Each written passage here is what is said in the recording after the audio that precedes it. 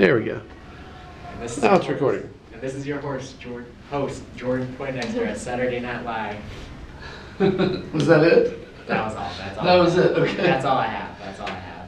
Oh, well, we'll have to work on that then. All right, well, Absolutely. welcome to class. So today we're going to be going over, well, we've got a couple things to go over today. Let me go ahead and take those from you guys. The first thing though that I want to talk about is the homework for next week. And that is because it's going to be a little bit different. Different in the sense that there's no reading to do. Where's the round of applause for that? I don't have anything for you guys to read. However, there is a movie to watch. And the name of the movie is on your syllabus. It's called The True Christian History of America. And the worksheet is a lot longer than what you're used to. However, it's not reading, it's a movie. Did I mention that? So that's the worksheet for it. Now the movie itself is divided up into, I think, 9 different sections. Some of them are longer, some of them are shorter, so they're not all equal length by any stretch of the imagination. It's 9, okay. It's divided up into 9 different segments, and the questions that I have listed on this worksheet are in order that they appear in the movie. So if you're watching the movie and you got question 1, 2, 3, 4, and then 6 done, you know that 5 is somewhere between 4 and 6. So you can go back and watch that. Now the movie is available on Prime Video, and it's free. It streams for free. Do you guys have access to that? Well, you guys do, I know. How about you, Jacob? Do you have access to that? I don't know. You don't know? Do you guys watch? Do you ever rent movies from Amazon and watch them online and stream them? I don't know. You don't? Do your parents ever do that? They might. Okay. Okay. Well, then we'll have to ask your parents. But it's available for free there on Prime Video. It does come with ads, and the ads are sometimes annoying, but the ads are catered to whatever it is that you're used to watching and stuff like that. So they're they pop up depending on what your preferences are. But it'll be talking, all of a sudden it'll cut to an ad, and it's like, wait a minute, that didn't fit at all with what that person was saying. Flow is broken. Yeah, exactly. It's not like regular TV where they find a place to put an advertisement. They draw it to a conclusion, do the advertisement, and then it just cuts right in the middle of a sentence. It's like a YouTube video. Yeah, exactly. It's rather annoying. But it is what it is. That's the age in which we live, and so they'll have to improve AI before they can figure out how to insert ads into videos better. But anyway, so that's that. Any questions on that? Now, the video itself is about 3 hours long, so it's a longer video. I think it was 2 hours and 40 minutes or something like that. And so set aside sufficient time to do it. Don't try to do it like the night before, okay? Pace yourself, and I would suggest allowing yourself more like 5 hours to do it, because you'll want to probably stop it and start it and stop it and start it, while you're writing the answers to the questions down. So give yourself plenty of time. Don't wait until the last minute to do it, of course. That's a good soft skill to learn anyway about whatever homework you're doing or whatever project you're working on. It's a really informative video, and it's something that you wouldn't hear if you were in government schools. I know because I'm a graduate of those illustrious institutions. All right, so that's that. Any questions on that?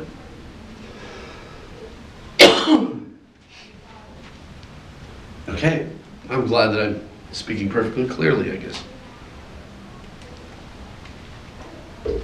All right, so today we have slated as our topic to talk about government, different forms of government, and also the doctrine of the lesser magistrates.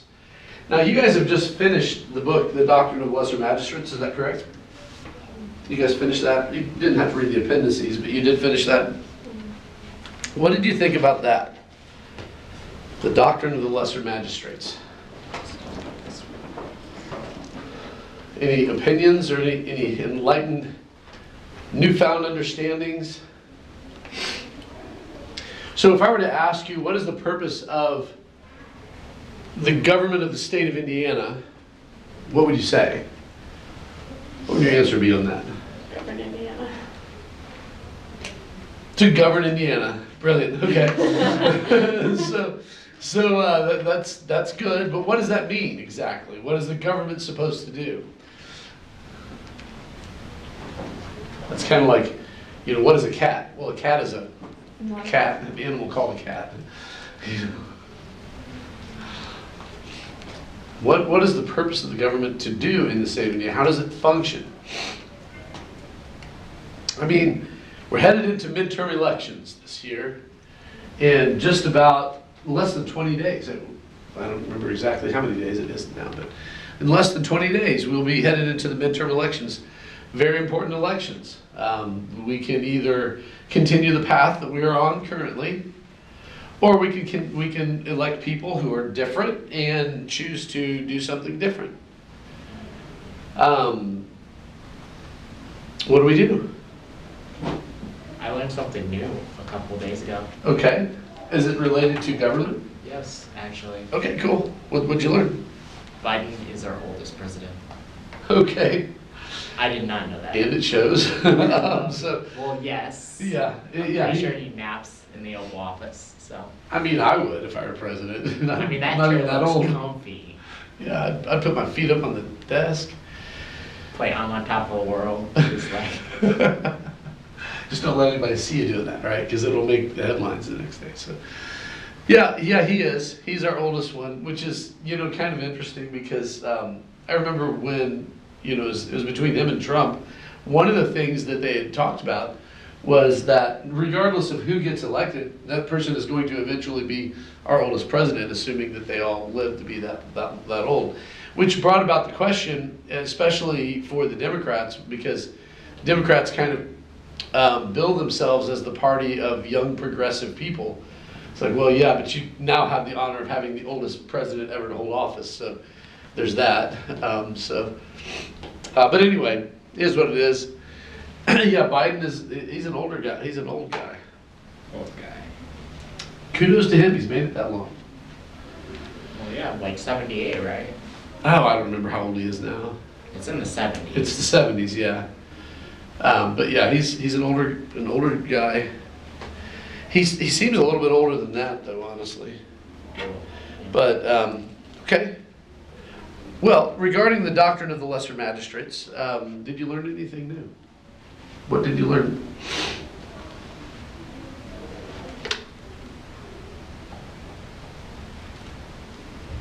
Nothing.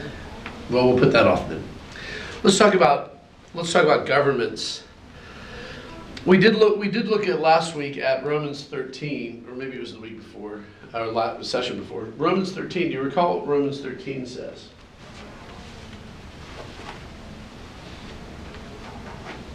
Because what I want to do is build off of that, and I want us to see some another distinctive about governments. It's the purge. Finally, yes. I mean, Oh, it was a text that says they cannot process my Netflix payment. That's funny because I don't have a Netflix payment. That's probably why you can't process it. All right, let's see here. I am not a subscriber. Let's go into Romans 13. Remember and recall what it says. Take your Bibles or open your apps or wherever you find it. Ah, come on. this one. If you need a Bible, there is one. There are several available. Go ahead and grab one. Just make sure to put it back before the end of class. So what does Paul say about government in Romans 13? How does he instruct Christians in relationship to government in Romans 13? Y'all remember? Get your Bibles, y'all. There's a Bible up there. Oh, you got a Bible. Okay, good. What, you thought I was like playing video games on you? No, I didn't think anything like that. I didn't see you tapping it. So. All right, so according to Romans 13, what is the purpose of government, and how should Christians interact with it? We Go ahead. Let every person be subject to governing authorities, for there is no authority except from God, and those that exist have been instituted by God. Okay, so that's what what is our responsibility in relationship to government then? Follow it. To follow it, to obey what the government has said, right? Now, going on from that, in verses 3 and 4 say something about government or the nature of government itself. What is continue to read that. What is government supposed to do? So our response or our duty in relationship to government is to obey government because that authority has been instituted by God. But what is the responsibility of government toward people, according to verses 3 and 4? For rulers are not a terror to good conduct, but to bad. Would you have no fear of the one who is in authority? Then do what is good, and you will receive his approval. For he is God's servant for your good. But if you do wrong, be afraid, for he does not bear the sword in vain. For he is a servant of God, an avenger who carries out God's wrath on the wrongdoer. Okay, so the government is supposed to do what? Punish the wrongdoer and praise the good. Punish the wrongdoer and praise the good. They are supposed to approve of the good. That's why if you do well or do good, you will receive the government's approval. That's what he says in verse 3 there, right? However, if you do bad or do wrong, the government is there to punish the wrongdoer, to make sure that there's vengeance on the wrongdoer. All right, so taking what you just, in summary, now we've looked at it before more in depth, but in summary, what we see here in verses 1 through 4, would you say that government is an institution by God or by people? Who's responsible for instituting government? It was put in place by God, but it was made by God. Okay, it was put in place by God. And that's what the emphasis is here on Romans 1, or Romans 13, 1 through 4, right? There's no authority except that which comes from God. And we saw that back in Genesis 9 when God says, you know what, I am directing you to punish the wrongdoer. He doesn't give you a structure of government, which is rather interesting. And a lot of you in your essay brought up the fact that God doesn't tell you that this is how the government is supposed to be formed. It's not supposed there's no structure given there. But what we do see is that the authority to punish the wrongdoer is given to human beings, to mankind. Now turn over to 1 Peter chapter 2. 1 Peter chapter 2, verse 13 and 14. Somebody read that. Somebody other than Jordan. Thank you, Jordan, for reading. No problem. But I want to hear some other voices as well. So somebody read verses 13 and 14 of 1 Peter 2, please. Submit yourselves for the Lord's sake to every human institution, whether to a king as the one in authority, or to governors as sent by him, for the punishment of evildoers and the praise of those who do right. Okay, so here we see another. This is Peter, and we know because the Bible is God's word. We know that Peter is not going to conflict with Paul.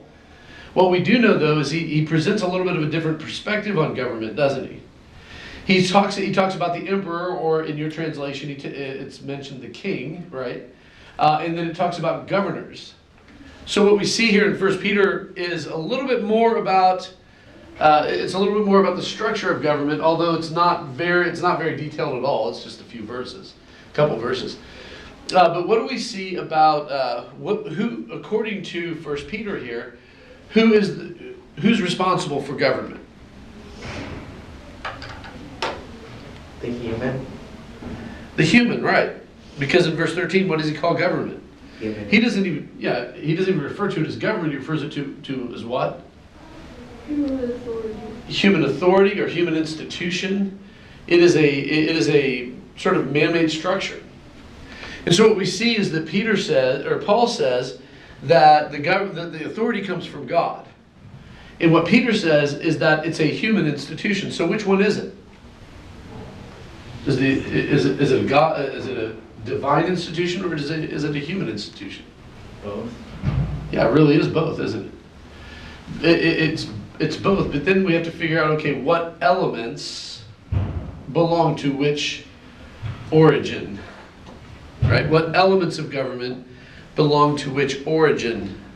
So we've got a divine origin that is from God, and we have a human origin, which that's the human institution, right? That's the human aspect of it.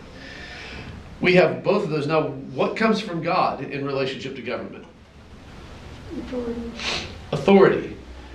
Why does authority have to come from God? We're going to learn about this when we talk about anarchy. But why does authority have to come from God? Sphere sovereignty. We did look at sphere sovereignty in. Okay. Let me explain it like this. Because nobody has the right to tell you what to do. Period. Except God and whomever God grants that authority. Nobody has the right to tell you what to do except God and whomever God grants that authority. We'll talk about anarchy shortly, and we'll see the anarchist argument, which is wrong because they're atheists, or it's atheistic, even if certain anarchists are not atheists themselves. But anarchy itself is atheistic. But there is authority in the world, and God is the one who doles out that authority. So the authority has to come from God. Nobody else has the right to give or to take authority. What then comes from man? What comes from mankind? What is the human institution part of government? The structure. Okay, it's the way that the structure is sort of administrated. It's the structure by which it's administrated. So there are various different forms of government, and every single one of them has been given authority by God. Every single one of them has been given authority by God. Now, every single one of them has been given authority by God. However, every single one of them is expected by God to be faithful to govern righteously. All right? Now, you'll hear it said often that such and such is a threat to our democracy, or something like that. Have you ever heard that? Where have you heard that in recent times? That this is a threat to our democracy, or that's a threat to our democracy, and that sort of thing. Think about what that phrase says, or what it assumes. What is assumed is the greater good in relationship, with that phrase. If something is a threat to our democracy, what is the good then? What is the good and what is the evil that it asks you to assume? What is good? That's not in your notes. This is my asking your crew some critical questions, critical thinking questions. If such and such is a threat to our democracy, so what can we say is a threat to our democracy?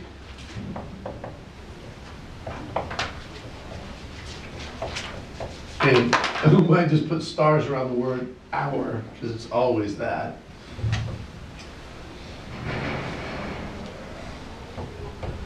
What's a threat to democracy?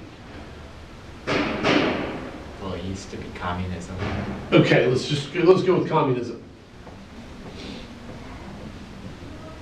And I'm sure that's probably still a fairly popular sentiment. Communism is a threat to our democracy. All right. What does this statement assume is the good? Democracy. Democracy. It assumes that this is the good, right? And what does this statement assume is evil? Communism. Yeah, whatever's going to hurt our good. So it works on you having the assumption that communism bad, democracy good. here's the thing. Democracy is not an inherent good. Communism is not an inherent evil. Although there are facets of it that are evil. And there are facets of democracy that are good. But these things inherently are not the problem themselves. Communism is not necessarily a political state of things. It's more of an economic theory, but it does involve, communism does, as a second part of that, does involve, it's basically socialism in a totalitarian state. So it does involve a little bit of politics in it. But democracy is more of a governmental system. Democracy in and of itself is not an inherent good, contrary to what people ask you to assume. The whole rock the vote effort, or the get out and vote, the effort to get people out to vote. It's playing off of the notion that democracy is a good thing. Therefore, you should make your voice heard and get out and vote. You know what? There's nothing wrong with getting out and voting. I encourage you to do so if you can. I don't think you guys can just yet, but Oh no, you just gave us leeway to legally vote. well, if I were the governing authority, you might have that. Probably not though, Oh, what? because I think universal suffrage is a terrible idea, and I think that I think that anybody. So we'll set that aside. That's a rabbit trail. Yeah, I think universal suffrage is a terrible idea because we get people in place like we have now. Scoundrels are more easily able to attain office. Anyway, so it is not it's not an inherent good. Democracy may be good in some cases. It may not be good in some cases. It's not an inherent good though. So what is inherently good? Well, no form of government is incorruptible. No form of government made by man, the administrative aspect of things, is incorruptible. And when they're corrupted, they wield the authority that God has given them in a way that is tyrannical. It doesn't matter. It could be a monarchy. It could be a democracy. Francis Schaeffer talks about democracy, and he says, tyranny is totally possible in democracy, because in democracy you have the tyranny of the 51%. If democracy is divorced from a guiding morality that is given to us in Scripture, then the majority rules. Well, what happens when the majority says, you know what, we want to enslave the minority? There's nothing to stop them from doing that if there's no guiding morality. And so the 51% can be very tyrannical. They absolutely can. All right, well, let's talk about some different types of government.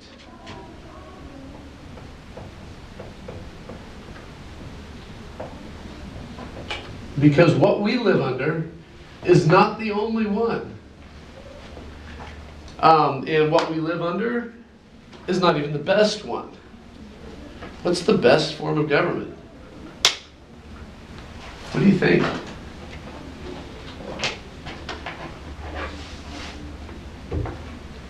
What is the best form of government? The government that is to be preferred above all other governments. Is it a democracy? Is it a republic? What kind of government is the best? Keep that thought in mind. We'll answer that question when we talk about the different types, these different types.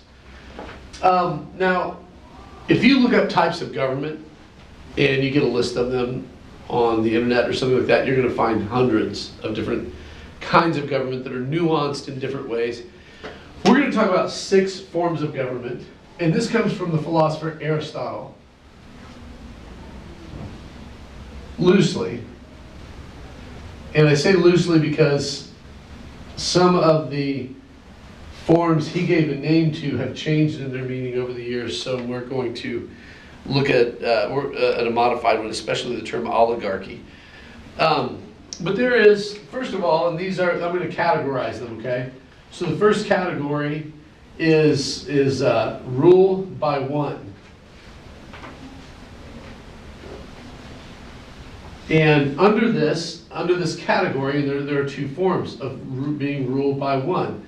There is what he would call a monarchy, Although, yeah. Have you heard that term before? Yeah. What is a monarchy?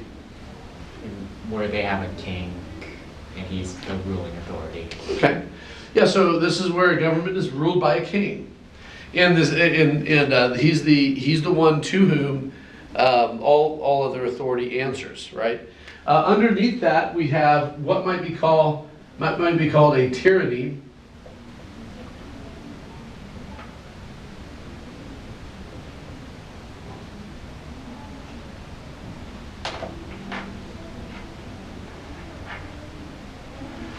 This could be, the rule by the single leader, by the way, could be a king, an emperor, could be a dictator, and so forth. There is a tyranny, which this is the difference between a monarchy and a tyranny is that in Aristotle's configuration, the monarchy is when the rule by a single leader for the benefit of the whole. Now this is the definition that Aristotle will assign to it.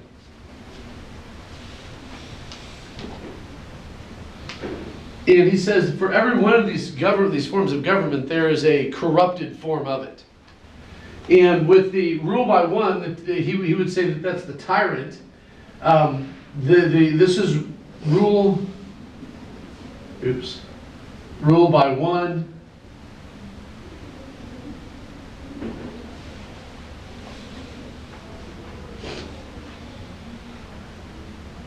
Rule by one for the sake of the one. In other words, this leader is not looking out for everybody. He's looking out for himself. He's looking out for his own sake, for his own power, for his own glory, for his own name. And there have been all kinds of instances throughout history where we have a monarchy of some kind, a king, an emperor, a dictator, who instead of ruling for the benefit of his nation and his country, he rules for the sake of his own power. That's what's first in his mind. He's going to work to establish and to maintain his own power. And if he can help the people out as well, that'd be fine, as long as it doesn't interfere with his own interests. So that's what we have with the tyrant as far as what Aristotle calls it. The second category is the rule by a few.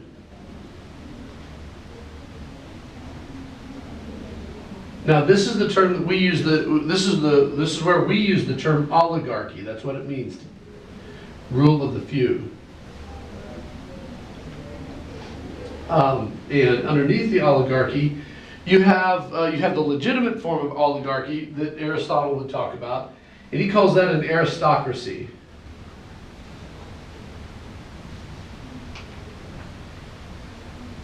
And he will refer to an aristocracy as a rule of the few,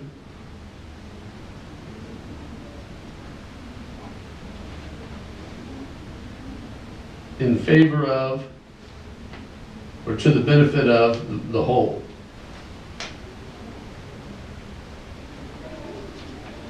So an aristocracy is a type of oligarchy. Usually aristocracy we associate with people who have been given the right to rule by birth, right?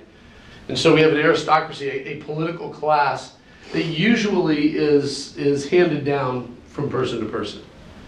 And that's what what an aristocracy would be. So in addition to the king, you have different nobles, people like dukes and things like that, dukes and barons and so who knows. True aristocracy, where it's just aristocracy, would kind of be like if the president and then two of his cabinet members were kind of in charge of everything, and they handed that down to their children and their children. Yeah, and that's generally the connotation that would be. And so what we see, for example, in England, is you do have a king in England, you know, but we do have all kinds of other nobility as well. And the way that the way that initially formed is that it formed with just a bunch of nobles.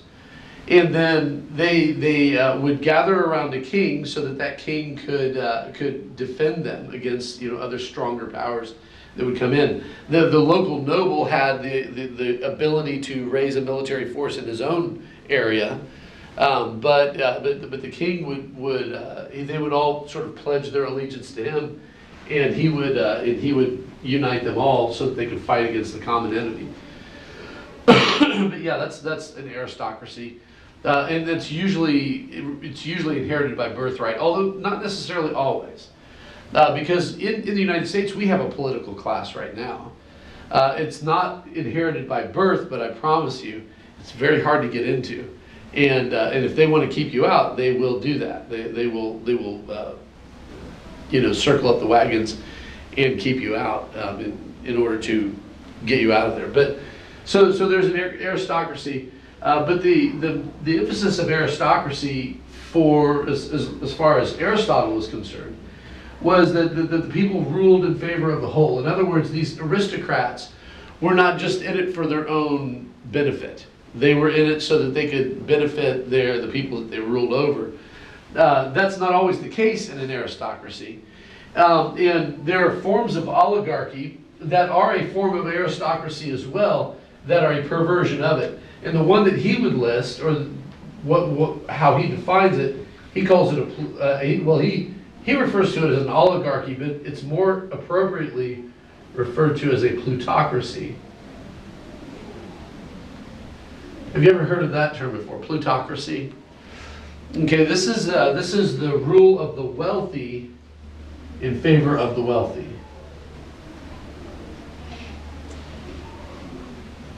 Now, not all aristocrats are fabulously wealthy.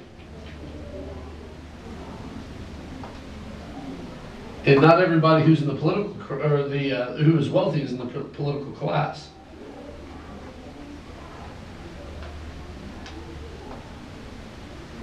And so a plutocracy, though, is a deviant form of aristocracy that Aristotle mentions.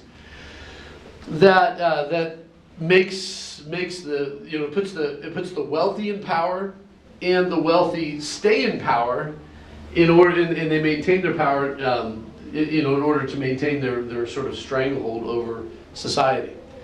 Does that happen nowadays? Yeah, it really does. It really does happen nowadays. So we are in a place in a society where, you know, wealth gets things done. I remember I was working on John Jacobs' campaign, and he had to raise money, and he raised somewhere near, at least the first time around, he raised somewhere near $80,000. To me, that's mind-boggling. Like, what could I do with 80 grand? You know. But he took that $80,000 and he got his message out, and he spent the vast majority of it just trying to get people to vote for him. And they did. They elected him, and he won. And then the Republican establishment came along next time because they didn't like what he was saying or doing. And they decided they wanted to get him out of office. So what did they do? Well, they gave his opponent $500,000, $500,000. He raised, the second time around, he raised maybe $40,000 or $50,000. So he got outspent 10-1 on a state representative's race. That's unbelievably, you know, but that's what money can buy you, and she beat him. And now she's calling herself a political outsider on all of her ads. Julie McGuire, I don't know if you've heard of her. She calls herself a political outsider, which is hilarious because she got $500,000 from the Republican Party to get elected. That's hardly a political outsider, but anyway, that is the wealthy looking out for the wealthy. Where did they get $500,000? They got them from business owners who don't like to hear what John Jacob has to say. I might play some videos here in a little bit about that. We might have some time at the end of the class. We can play some of what he had to say while he was on the floor of the State House. But that's what a plutocracy is. It's the rule of the wealthy in favor of the wealthy.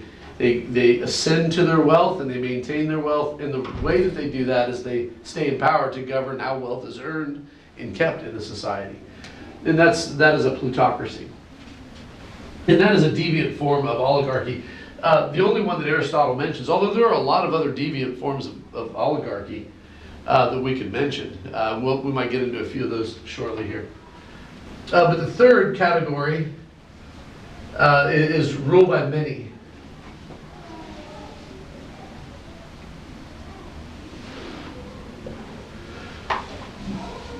So we've got monarchy, tyranny, aristocracy, plutocracy, and then under the category of rule by many, the first one we have is what's known as a republic.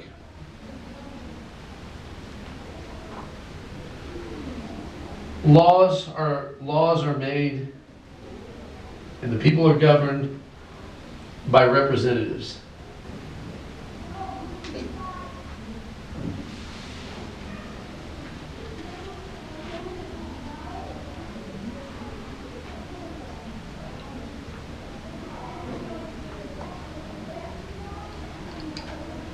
And there are a lot of forms of republics.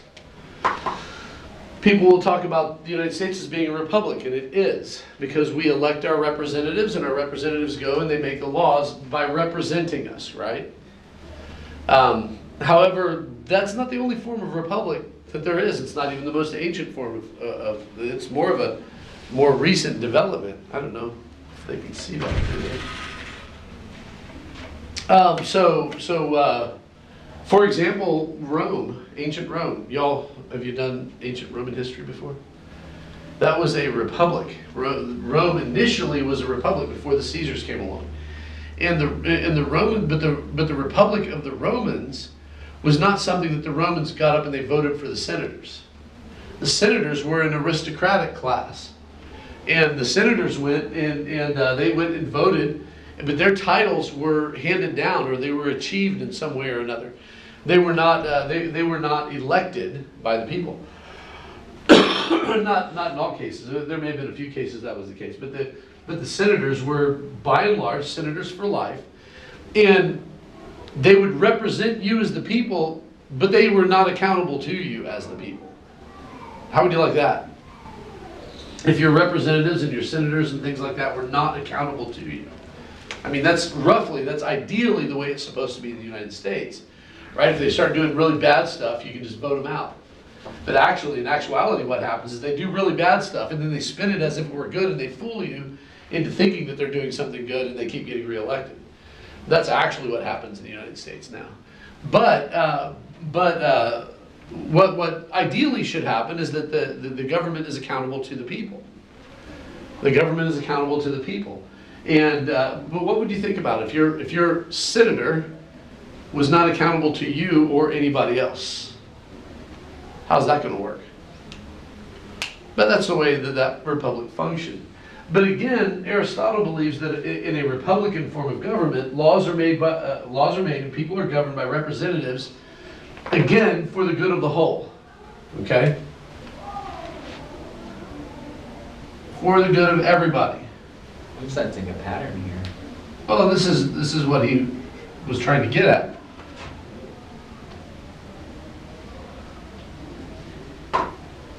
Every one of these, so there are three different legitimate forms of government, is what he said, and there are three different deviations of that. Now, since then, we've found lots more deviations, you know, and they're nuanced and things like that. But this is what he would get at. Of course, remember, we're talking 3rd century BC here, you know, when Aristotle's writing. So he's going off of, he's got a lot of good ideas here, but it doesn't represent the entirety of political history by any stretch of the imagination. But what do you think the deviation of the republic is? What is the perverted form of the republic? Democracy. Yeah, it's democracy. Now this is a form of government with which he was very familiar, both monarchy and democracy, because in Aristotle's day, The Greek cities, the Greeks were ruled. Many of the little localities were ruled by direct democracies. Now that changes because Philip I of Macedonia, Aristotle works for Philip I. Philip I of Macedonia conquers all of Greece, and Aristotle is the tutor for his son. Who was Philip's son? Alexander the Great. Alexander the Great. He learns Aristotle as his teacher, as his tutor, and so anyway, but he was very familiar with democracy. And Aristotle believed that democracy forms the deviant expression of the rule by many, because this is the rule of the many in favor of the poor.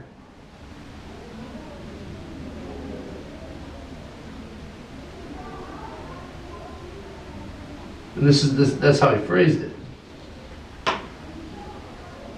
Hold on a second. What do we mean, rule of the many in favor of the poor? How is democracy the rule of the many in favor of the poor? That's how Aristotle described it.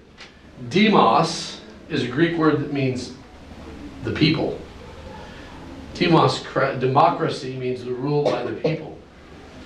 We talk about by the people and for the people, and by the way, when you watch that video this week, you'll see where that phrase came from. But the idea that democracy is the rule of the many in favor of the poor. Why does Aristotle define it as that? This also hints at why I'm against universal suffrage. Well, let's see. In a plutocracy, we have a rule of the few in favor of the wealthy, right? So a rule of the wealthy in favor of the wealthy. How many people, if we take a cross section of any society ever, any civilization under heaven, are people in that society, if we're talking percentage wise, are more people poor or are more people wealthy? Poor. Yeah, lots more, right? Vastly. In any society, no matter what government system, economic system, you're going to have the very wealthy and you're going to have the very poor. And most people are going to be on the poor end of the spectrum. Now, this thing called the middle class is a recent development. And that's a good thing. But still, even where you have a large middle class, you still have more poor than you do wealthy. So the rule of the few is going to obviously be tilted in favor of the wealthy because, well, they're the few that rule. There are a few there that rule. Democracy is going to be, why is democracy going to be in favor of the poor? Because if everybody has a vote, let's say it was a direct democracy, it was a true and pure democracy, if everybody has a vote, then the vast majority of votes are going to be cast by people who are poor and who are going to be looking out for the interest of the poor. Yeah, themselves, that are poor. So democracy then tilts things in favor of the poor. And when we say in favor of the poor, what it means is that the power and the ability, the power gets tilted to the poor. Is that good? Is that a good idea? Is that a bad idea? Yes and no. Okay, how can it be good? How can it be bad? It's good because that means that if the poor have most of the power, then it's likely gonna get better for those who are poor. How so? Because, well, they can make the rules and improve how they live Okay. with new systems and What kind of rules are the poor going to make? I'm going to sit down for a minute. What kind of rules are the poor going to make that will better them? I mean, historically, what kind of rules have the poor made in order to better their plight? And there may be some good ones and there may be some bad ones, so I'm not just loading the question one way or the other. What do you think?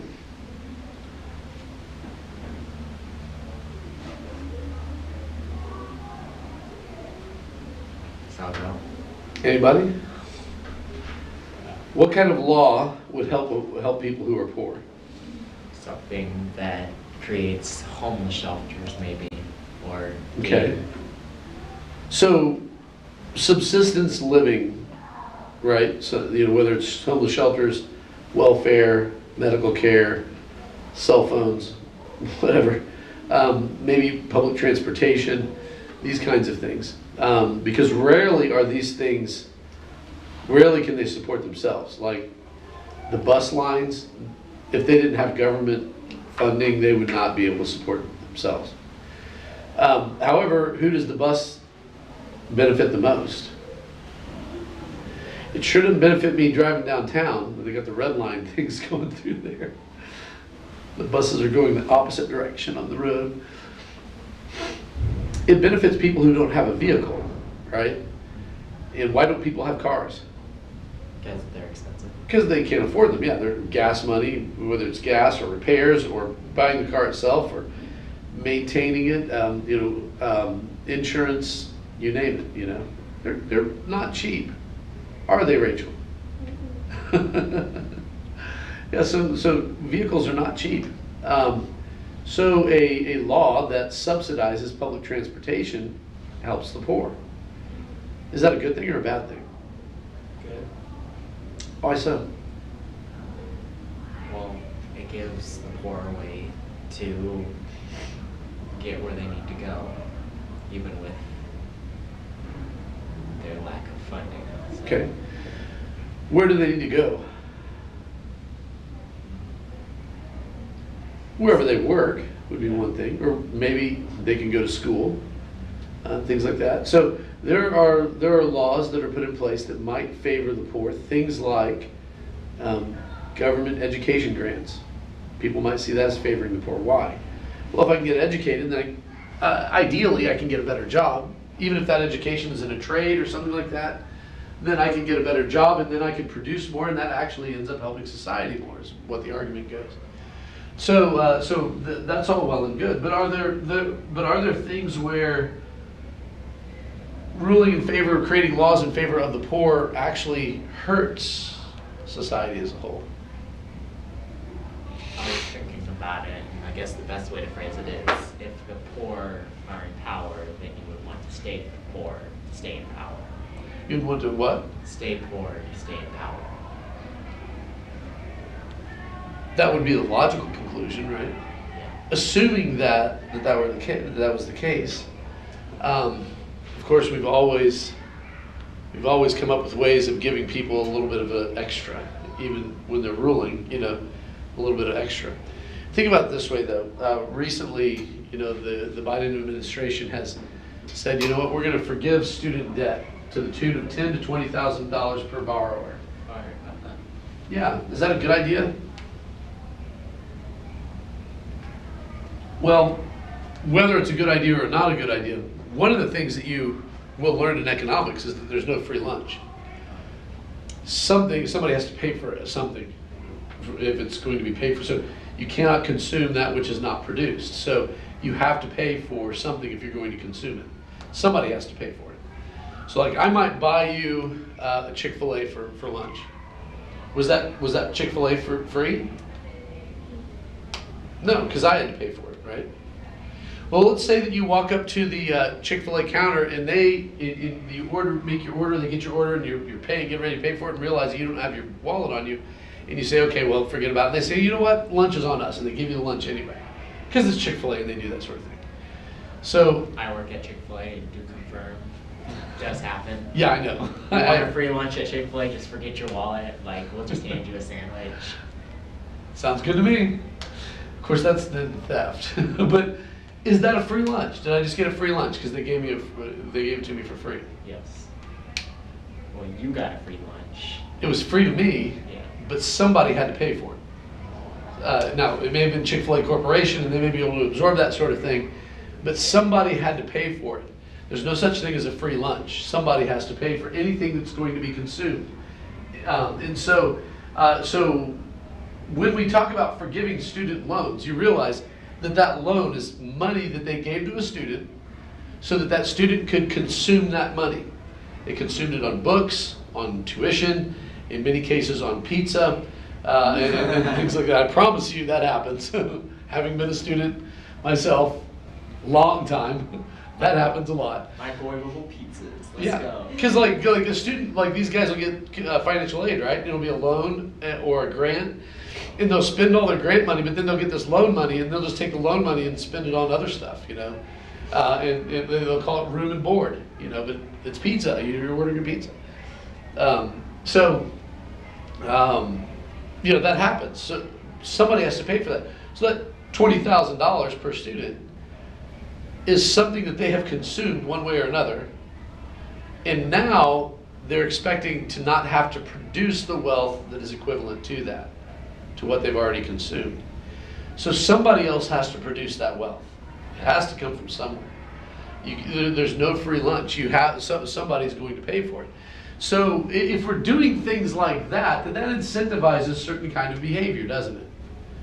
Hey, let's take out a student loan because you know what? 10 years from now, they're going to do another one of these bailouts. And I'm just not going to have to pay for it anyway. So might as well just go ahead and, you know, live it up while I can.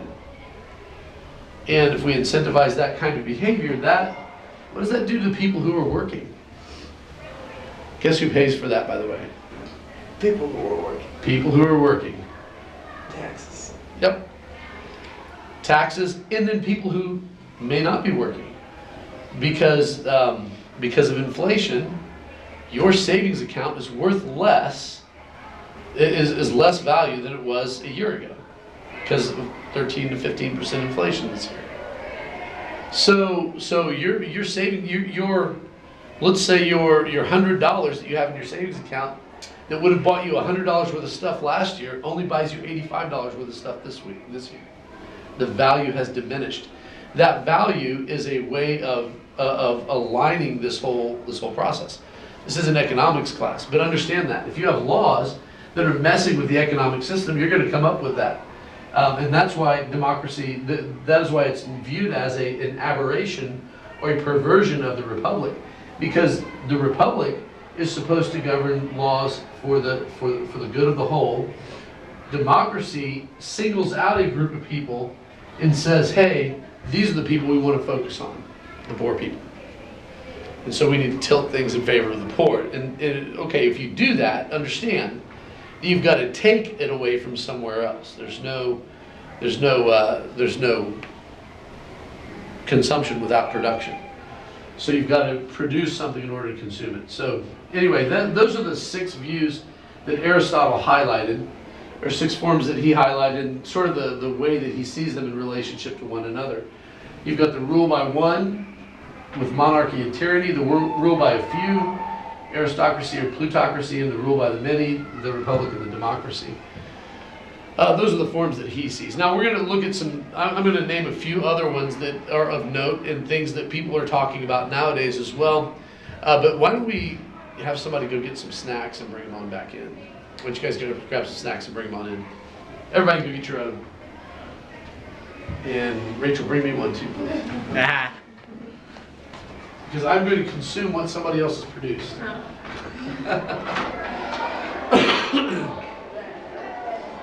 I don't even know what they have. So.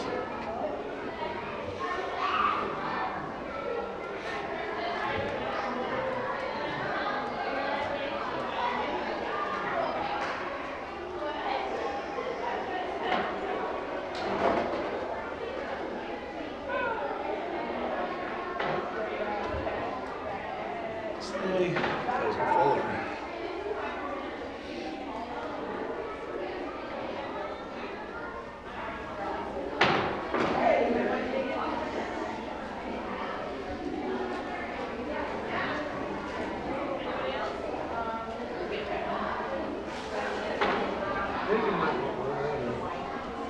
Jacob, do you want any?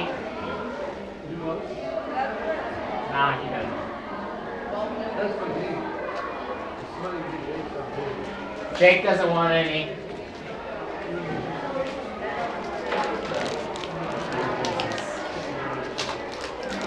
doesn't eat. He just kind of absorbs it in the atmosphere.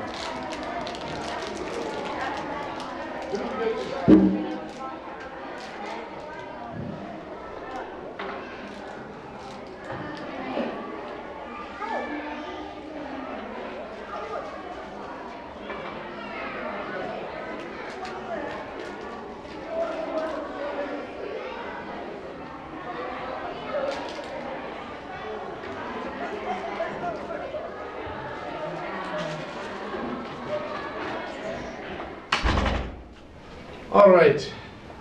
What's on? Well, they're here for you anyway. Or you can give them to somebody else. Or should we vote on what happened? I'm just kidding. Nah, he gave him the bait. It's too late now. All right, let's talk about a few other forms that don't really fit. I mean, they could be subsidiaries of some of these, but they don't fit real neatly in them. Or they might be having a different emphasis so they could fit over any of them. So we'll see. See what I'm talking about. Could I name one? Okay, go ahead. Anarchy. Anarchy. Yeah, let's talk about anarchy. That's a good one. Let's talk about anarchy while I make my fingers orange on some Cheetos here.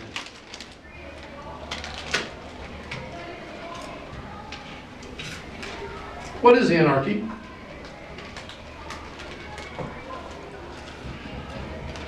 Anybody know that already? Anarchy literally means no government or no ruler.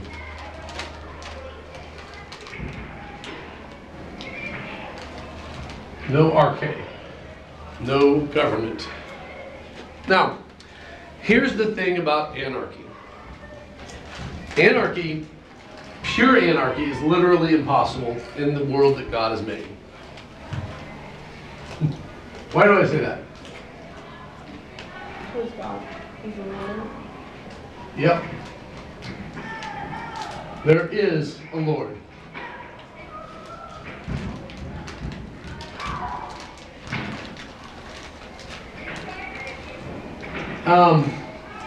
Now recently,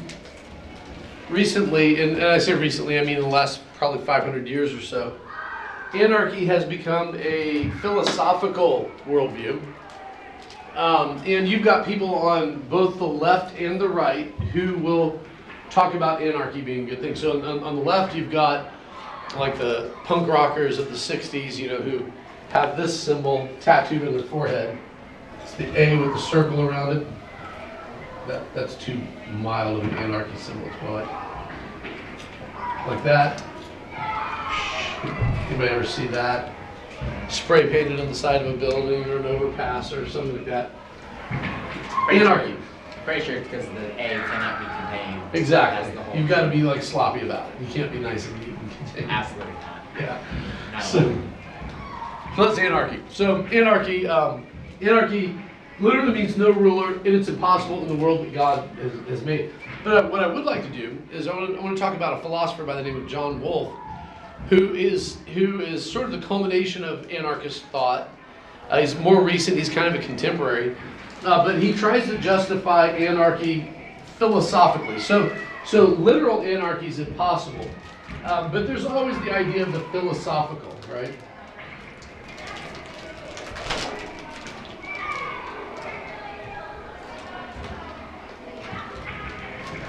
Literal anarchy is impossible in the world that God has made because Jesus is Lord. There is an arche.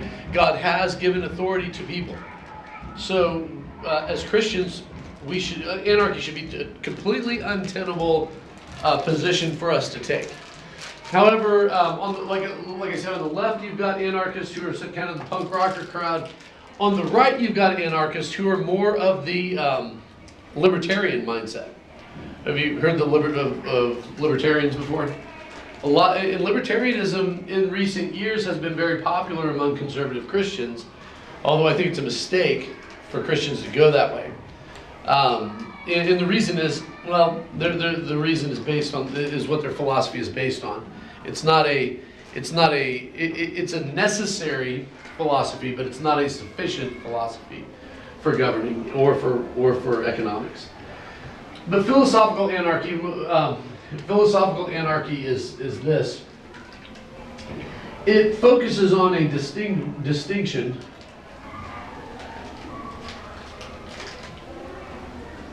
distinguishes between